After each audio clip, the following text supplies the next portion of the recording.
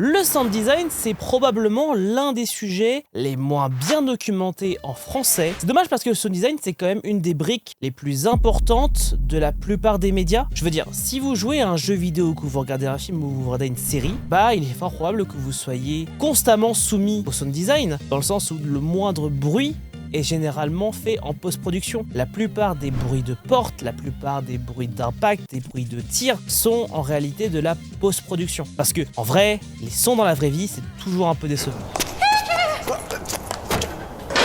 Et donc peut-être que toi aussi, tu as envie de te lancer dans le sound design, peut-être que toi aussi, tu as envie d'apprendre à bruiter tes propres films parce que tu es réalisateur ou peut-être que tu es game designer et tu as besoin de quelques sons, ton prototype de jeu, ou tout simplement tu as envie de te lancer dans le sound design parce que tu es compositeur et tu as envie de te rajouter une deuxième corde à ton arc, ou tout simplement tu as envie de te lancer à fond dans le sound design et c'est très bien aussi. On en a vraiment besoin. Pour rappel, si vous ne le savez pas, le sound design, c'est l'art du bruitage. On parle aussi parfois de foley artist dans certains cas, mais c'est globalement des gens qui vont fabriquer des sons pour différents médias, que ce soit le théâtre, les séries, les jeux vidéo et les films. On peut également en avoir pour de l'applicatif, mais ça reste quand même plus rare. Et donc si vous voulez vous lancer dans le sound design, il y a quand même quelques bases de matériel à avoir et également de logiciels. Et c'est donc tout le sujet de la vidéo.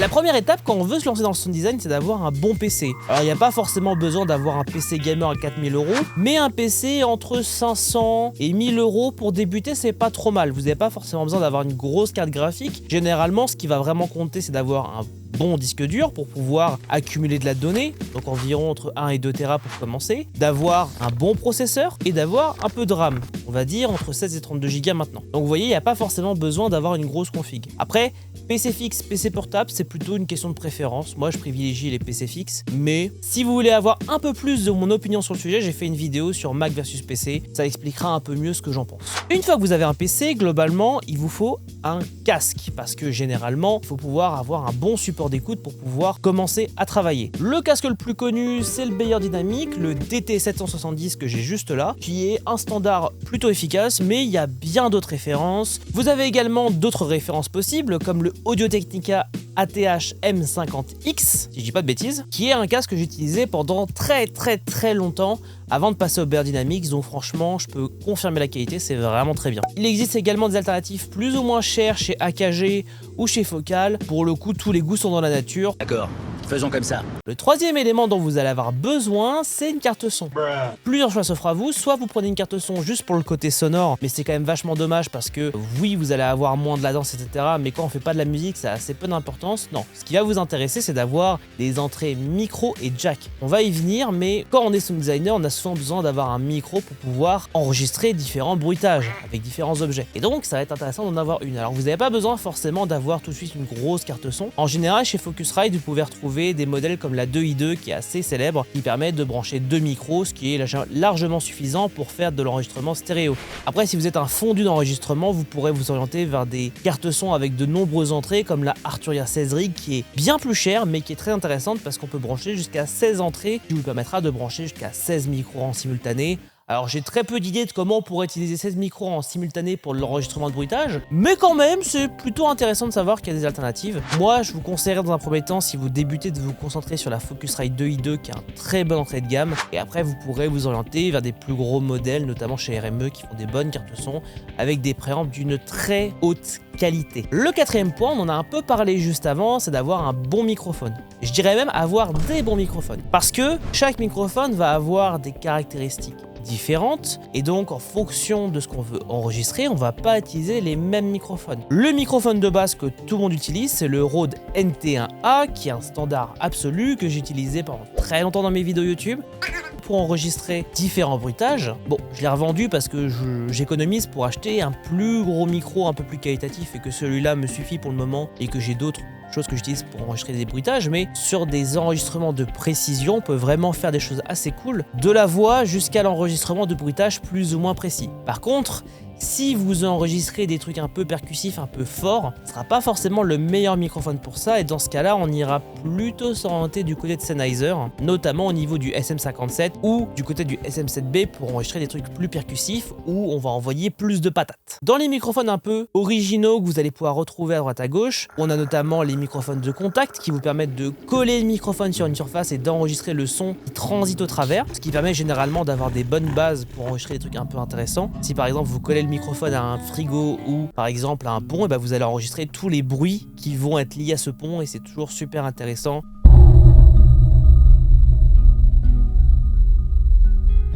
C'est d'une richesse sonore super.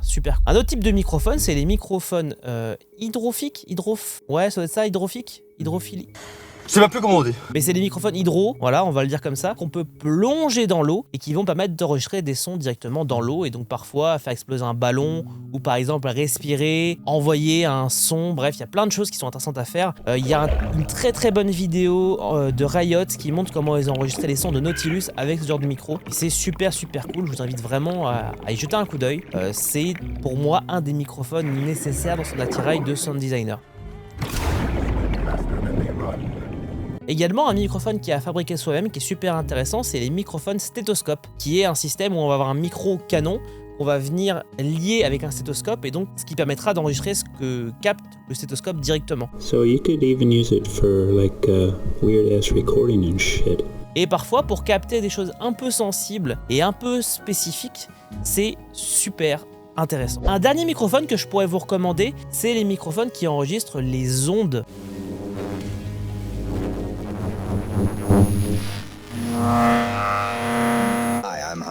Good to have you back. Il y a notamment Soma qui fait un micro très intéressant qui enregistre de manière un peu globale toutes les ondes et ça c'est toujours intéressant. Mais il y avait un microphone qui était du même type mais plus précis qui permettait notamment d'enregistrer les ondes dans des zones bien spécifiques et ça c'est super cool pour avoir des sons un peu électriques, un peu énergiques. Ça marche vraiment très bien. Et d'ailleurs, ça nous amène au dernier point qui est pour moi un des derniers éléments à avoir en termes d'achat, c'est un enregistreur portatif. C'est-à-dire un élément, une sorte de carte son portatif qui vous permettra d'enregistrer des sons à la volée, peu importe où vous êtes, sans avoir forcément besoin d'être branché à un ordinateur. Alors le plus connu dans cette gamme là, c'est le Zoom H4n, qui est un modèle légendaire que beaucoup de gens ont, que j'ai eu pendant très longtemps. Il y a des modèles encore au-dessus, le H5 et le H6, qui sont vraiment dingues, mais le H4n pour commencer est très bien, notamment parce qu'il fournit des têtes, et notamment une tête qu'on appellera XY, et qui vous permettra en fait d'enregistrer des sons dans une panoramique stéréo.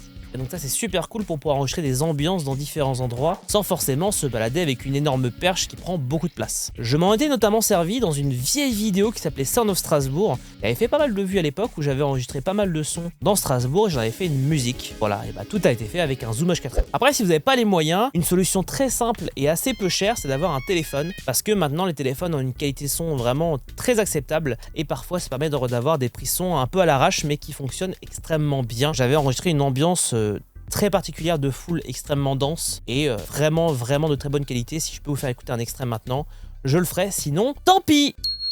Donc là on a balayé un peu tout le côté matériel. Encore une fois, dès l'instant où vous avez un PC et un casque, vous pouvez commencer à faire des bruitages, même si vous n'avez pas de quoi enregistrer, tout simplement en utilisant des banques de sons gratuites. J'ai fait une vidéo sur le sujet où j'en présente quelques solutions. Je vous invite à aller y jeter un coup d'œil si vous êtes curieux. Il y a pas mal de sources gratuites de son. Et c'est vrai que quand on peut se le permettre, avoir un petit enregistreur portatif pour commencer, c'est un bon moyen d'avoir ses propres matériaux sonores et c'est vrai que ça permet de rajouter un peu de personnalisation à son propre son. Maintenant, si vous voulez commencer à travailler vos sons, eh bah, il va falloir un logiciel. Et ouais. Et donc en logiciel, il y en a vraiment pléthore, mais il y en a quand même quelques-uns qui sont quand même plus adaptés pour le travail sonore. Le logiciel son utilisé le plus par les sound designers, c'est Reaper par Cocos, qui est un software vraiment pas cher, personnalisable, avec beaucoup de fonctionnalités qui est vraiment très cool pour faire du sound design. C'est le logiciel que j'apprends à tous mes étudiants, donc franchement vous pouvez y aller les yeux fermés. En plus il a l'avantage d'avoir une période d'essai illimitée dans le sens où vous avez 30 jours d'essai et vous pouvez continuer à utiliser la version d'essai sans limite. Attention cependant,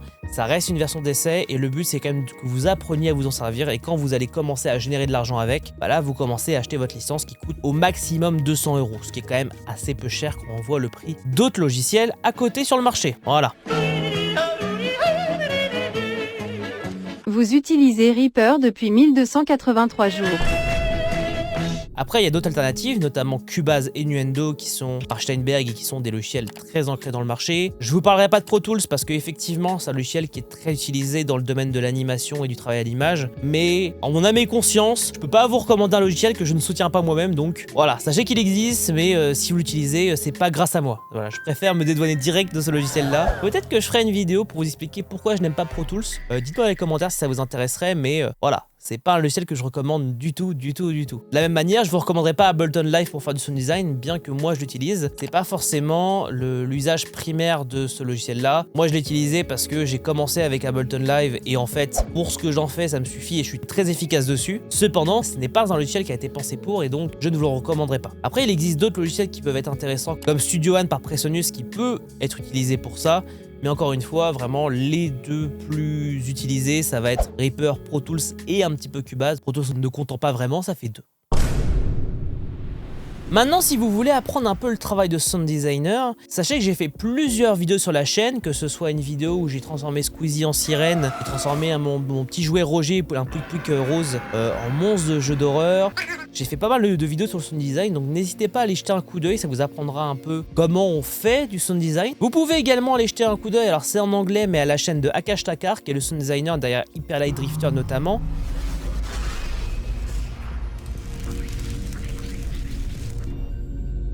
Et qui a fait pas mal de vidéos sur le sujet du sound design, donc n'hésitez pas à y jeter un coup d'œil, c'est toujours super intéressant. Je peux également vous recommander un livre qui est super intéressant qui s'appelle The Sound Effect Bible par Rick Vyers, qui est un livre qu'une amie avait lu et que j'ai un peu feuilleté rapidement, qui est super intéressant et qui vous apprendra à faire vraiment des sound effects de manière assez précise, notamment dans le style d'Hollywood, en tout cas c'est comme ça qu'il le vend. Si ça vous intéresse et que vous voulez vraiment apprendre plus sur le métier de sound designer, c'est un très bon moyen. Maintenant, si vous voulez aller encore plus loin, j'anime une newsletter hebdomadaire où je parle de sound design et de carrière, donc ça peut vous intéresser. Je parle aussi de musique, d'audio en général. J'anime également un petit podcast où je parle de musique et de sound design, donc ça peut vous intéresser. Et en plus, c'est sur un Discord communautaire où il y a des sound designers, des compositeurs, donc si vous avez la moindre question ou vous voulez avoir des retours, c'est un très bon moyen, un très bon lieu pour pouvoir échanger et progresser tous ensemble. Je pense que j'ai tout dit, j'espère que la vidéo vous aura plu, j'espère que vous aurez appris des choses. N'hésitez pas à checker toutes les références dont j'ai parlé dans cette vidéo, j'essaierai d'en mettre le maximum dans la description, n'hésitez pas à me dire si j'oublie des trucs. Et on se retrouve la semaine prochaine pour une nouvelle vidéo. Allez, tchuss!